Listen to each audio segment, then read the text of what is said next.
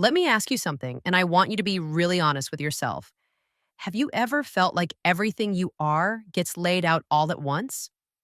Your heart, your vulnerability, your stories, your deepest thoughts. And at first, he leans in, he listens, he seems curious, and then somehow he just fades. That's what I call the solved puzzle problem. It's not that you weren't enough, it's that you gave away everything before he had a chance to want more. Think about it. The long phone calls that stretch late into the night, the urge to talk about everything, to be fully seen, fully known right away. It feels like connection in the moment. It feels like closeness. But what it can quietly remove is the one thing that keeps his mind engaged, the sense that there's still more to discover. There's a psychological concept behind this. It's the space between what someone knows about you and what they want to know. That space creates a kind of mental itch, a pull, a curiosity that keeps you coming back. And the real power isn't in playing games or acting unavailable. It's in learning how to hold space instead of rushing to fill it. Before we go any further, I want you to understand what's actually happening inside his brain. Because once you see this, so many past experiences start to make sense. There are different stages of romantic connection.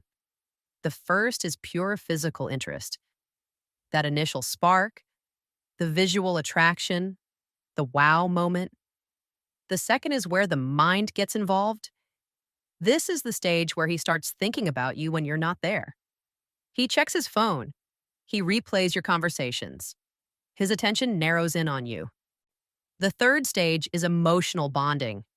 That's where the idea of building something real, something long term, begins to form. Here's where things often go off track. When physical and emotional intimacy show up, before that middle stage has had time to grow, one person can become deeply attached while the other is still undecided. That's how you end up emotionally invested in someone who hasn't actually chosen you yet. And there's something else most men don't say out loud. Early on, they tend to categorize, sometimes within the first few interactions. Is this someone I could seriously build something with? Or is this someone I'm just enjoying in the moment? Once that first impression settles in, it can be very hard to shift. So, this idea of creating space isn't just about keeping his attention, it's about seeing whether he's willing to show up over time, whether he's curious enough about you to invest, to pursue, to stay engaged without everything being handed to him right away. Now, let's talk about what this actually looks like in real life. I want you to think of your inner world like a beautiful, high end dining experience. When you sit down at a place like that, they don't bring out every dish at once. You get a small, thoughtful appetizer, just enough to make you lean in and want more. Then the main course comes later. And dessert, that's something you arrive at slowly. So many people give away their entire emotional story in one sitting: past heartbreaks, deep fears, old wounds, family struggles. And again, I understand the impulse. It feels honest, it feels open. But real closeness isn't about how much you reveal, it's about how safe it feels when you do. You're allowed to pace yourself.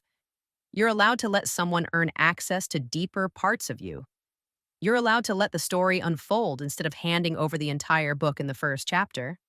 There's also something powerful about paying attention to how someone responds to certain topics.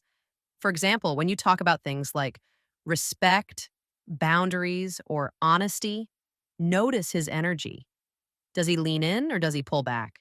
Does he stay open or does he get uncomfortable? Those small reactions can tell you a lot about how safe this person actually is. Now, let's talk about something that feels simple but is incredibly magnetic: silence. We're so used to filling every gap, every pause, every quiet moment, especially when we like someone. But when you don't rush to fill the space, something interesting happens. His mind starts to wander toward you. He starts to wonder what you're doing, what you're thinking, what else there is to you that he hasn't seen yet. That wondering is powerful. There's a difference between conversation and interrogation. Think about dates that feel like job interviews. Question after question, back and forth, trying to cover every category. That doesn't create connection, it creates pressure. Playfulness, on the other hand, changes the emotional tone completely. Light teasing, humor, letting things stay a little unspoken. Those moments make being around you feel good, not heavy. And when something feels good, the brain wants more of it. Here's a small habit that can make a big difference. When you feel the urge to immediately respond, to chase clarity, to reach out because you feel uncertain, pause. Give yourself a little time, not as a strategy, not as a game, but as a way to check in with yourself. Ask, am I responding because I genuinely want to or because I feel anxious? That pause can bring you back to a grounded place instead of a reactive one. Now, I want to shift this away from him for a moment because this part is actually the foundation of everything. I want you to imagine building something inside yourself, a kind of inner sanctuary, a place where you feel whole, safe, and steady, whether anyone else is choosing you or not.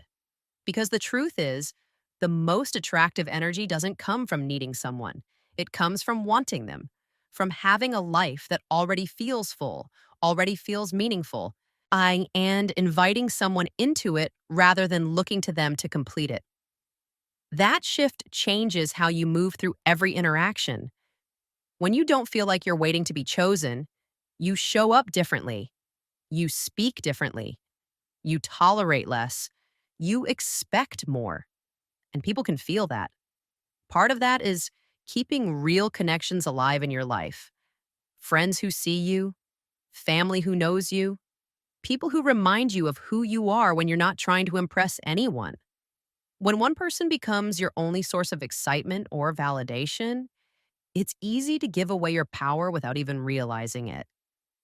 And I want you to adopt one simple standard for yourself. If someone's interest feels half hearted, uncertain, or lukewarm, treat it as a no. You don't have to convince someone to be sure about you. You don't have to wait in the space of maybe. You deserve someone who knows. Now, there's an important side of this that I need to say out loud. Not all mystery is healthy. Some people create distance and confusion, not because they're curious or interested, but because they like having control or attention or validation. If you feel like you're constantly trying to earn their approval, constantly off balance, constantly wondering where you stand, that's not connection. That's a power dynamic.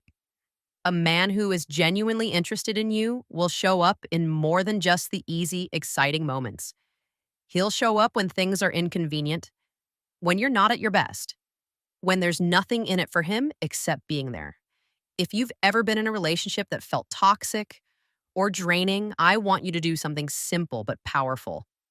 Write down all the behaviors that hurt you, all the red flags you ignored, all the excuses you made, because over time, the mind has a way of softening the past and remembering only the good parts. That list isn't about bitterness, it's about clarity. And I want to leave you with this. Your value does not rise or fall based on whether one person chooses to see it. Let that really land. You are not made more worthy by attention, and you are not made less worthy by silence. What you bring into the world is already yours, already real, already enough. Every confusing moment, every disappointment, every heartbreak, those aren't just endings.